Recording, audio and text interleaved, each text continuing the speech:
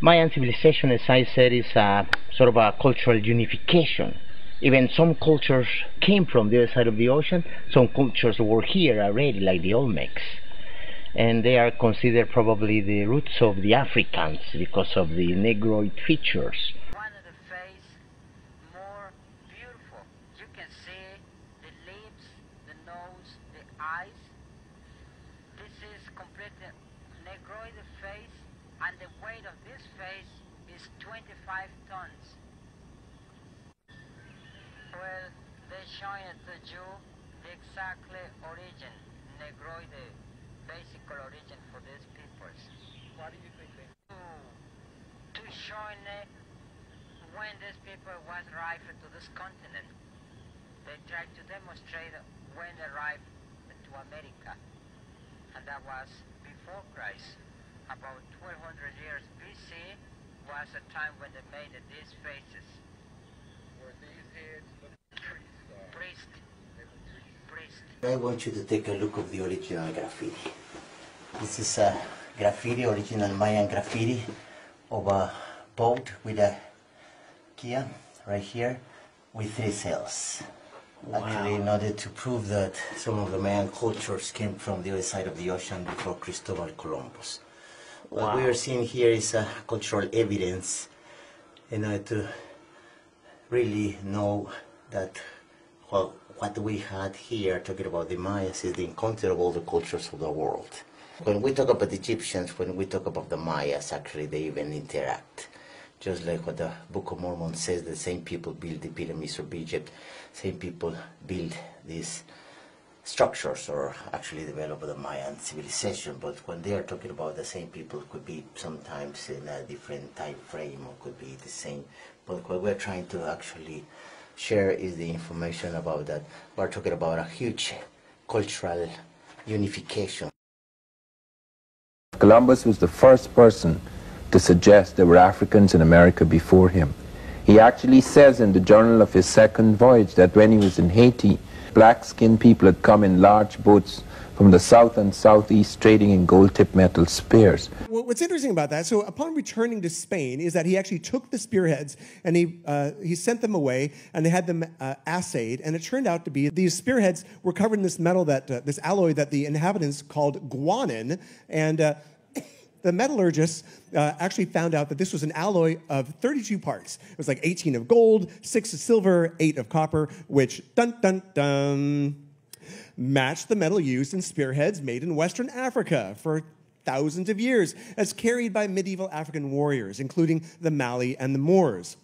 The West Africans even called this metal guanine, the same name used by the natives of Hispaniola. Do you have any ocular proof of our presence in this hemisphere before Columbus? Oh yes.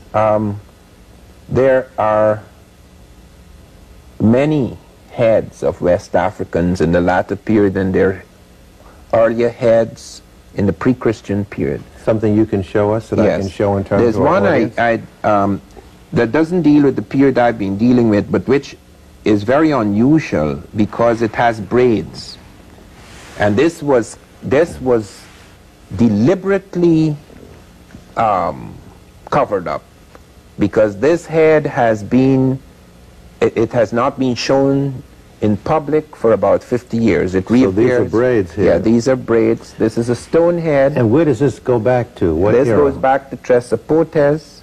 It's a period before Christ, and it's found on the head, on a great stone head, a great sculpture in stone. Before Christ. Before Christ. It's found in the Olmec civilization. At least a dozen explorers, including Constantine Ravenous, reported seeing blacks upon reaching the New World. In fact, in 1513, Spanish explorer Vasco Núñez de Balboa said he met members of a tribe of Ethiopians in Panama. And according to Balboa's log, these men came from a totally black village that was 2 days' journey away. And he figured that these blacks had come from Ethiopia at a much earlier date.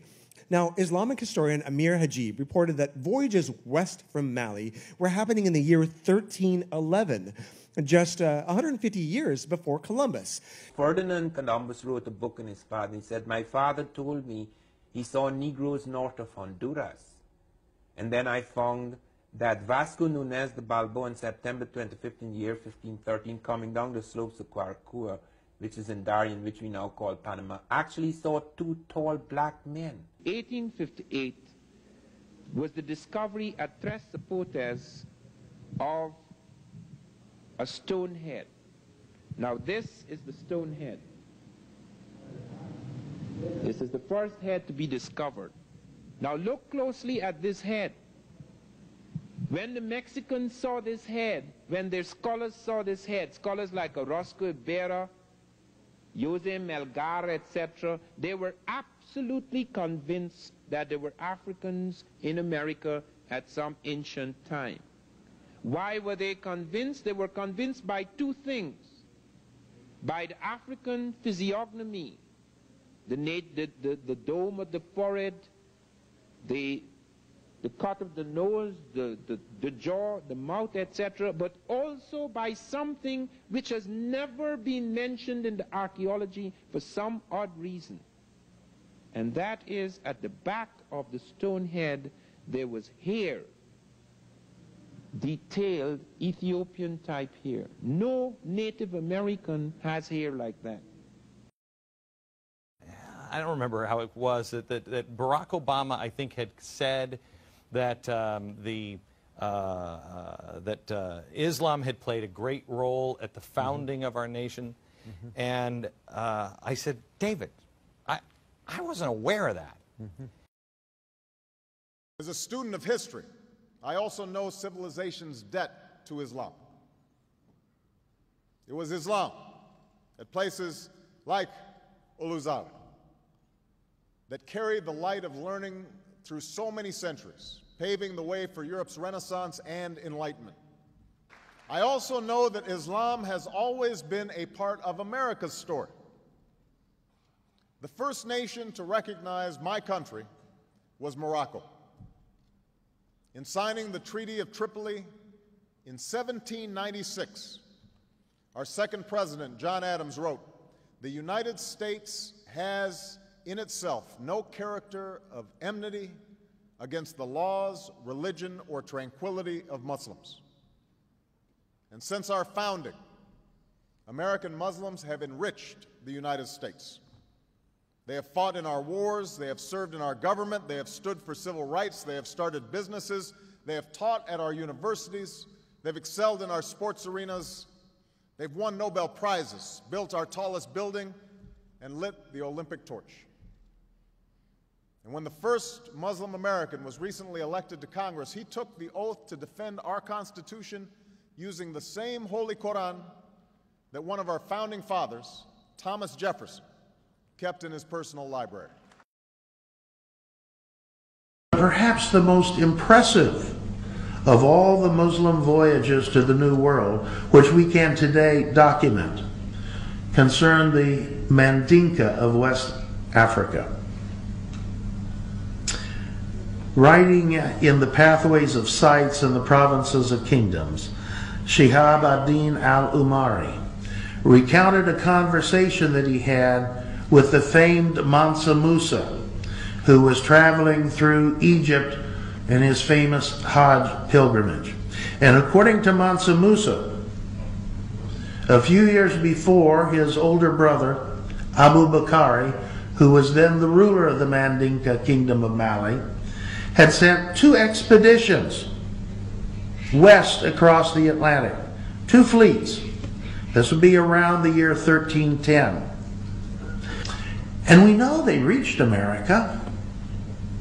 We know that because of the linguistic evidence, if for no other reasons. There is today in South America an American Indian tribe that uses Mandinka ideograms as its form of written communication.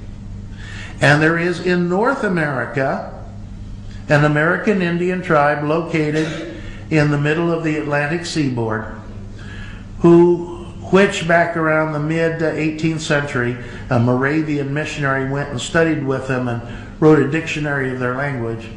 Modern linguists looking at that dictionary have discovered that many, many, many of those words are in fact Mande, the language of the Mandinka Indians.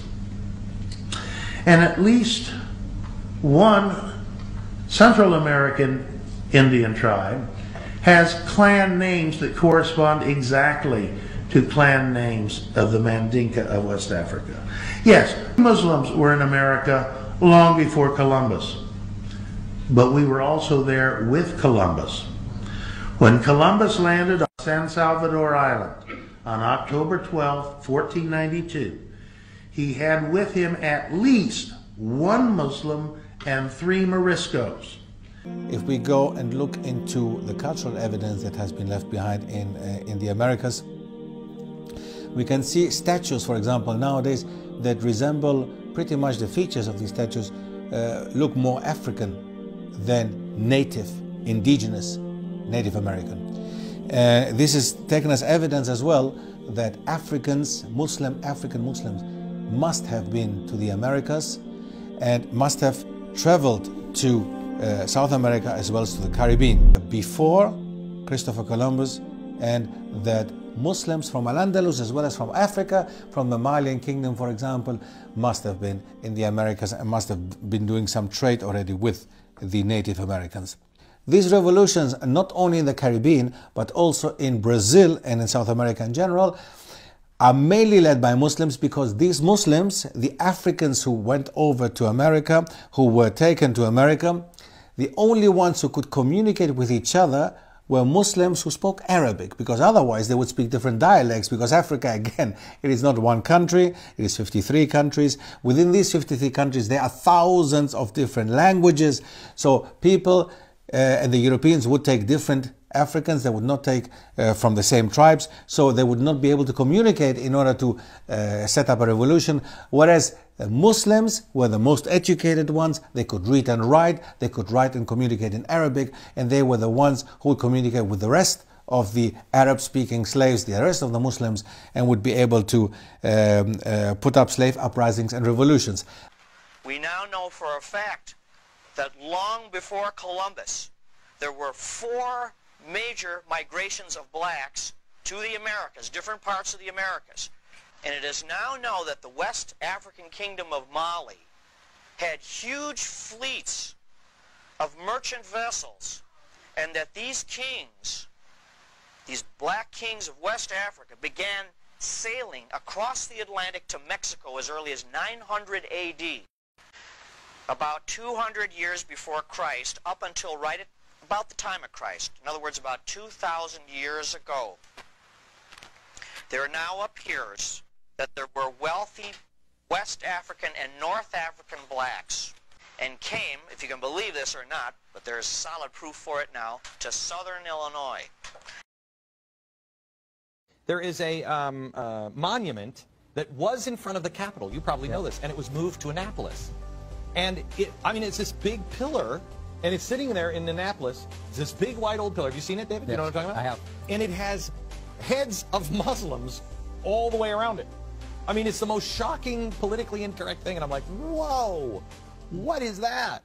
You look it up, and you start to find this history, and it just unravels on you. During the very first days of the nation, American conflicts with Muslim states in North Africa provided the U.S. Marine Corps a theme song.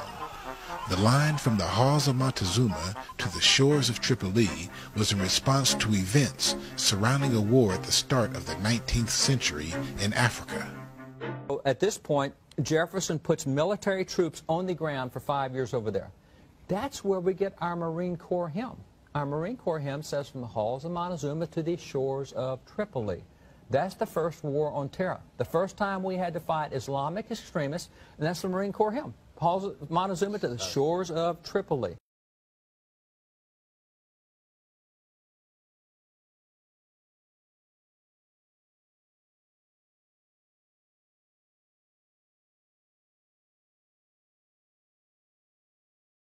Columbus admitted in his papers that while his ship was sailing near Jabara on the northeast coast of Cuba, he saw a mosque on the top of a beautiful mountain. He told his son of a tribe of Muslim natives known as Al-Mami. In Mandinka and Arabic languages, Al-Mami was the designation of Al-Imam, the person who leads the prayer. There is extensive evidence that supports the idea of African Muslim contact with early Native Americans. They spread their language and exchanged products, leaving evidence of their encounters with the people of the New World. Hernando Cortés, the Spanish explorer, described the dress of the native women of the Aztecs as long-veiled, with the same design and cloth worn by the Moorish women of Granada. He wrote of handkerchiefs, headdresses, and loincloths that resembled the cloth that West African Muslims exported into Morocco, Spain, and Portugal.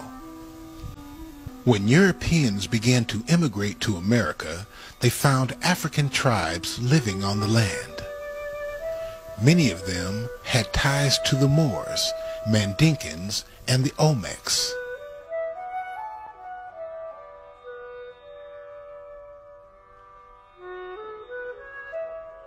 About it with regard to UNESCO General History of Africa, that people from what was then the Mali Empire took off in order to cross the Atlantic.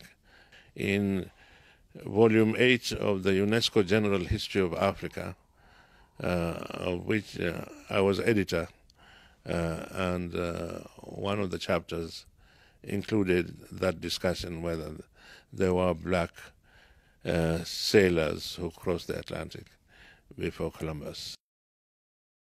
A lot of motherfuckers can't handle the truth. I give it to them anyway.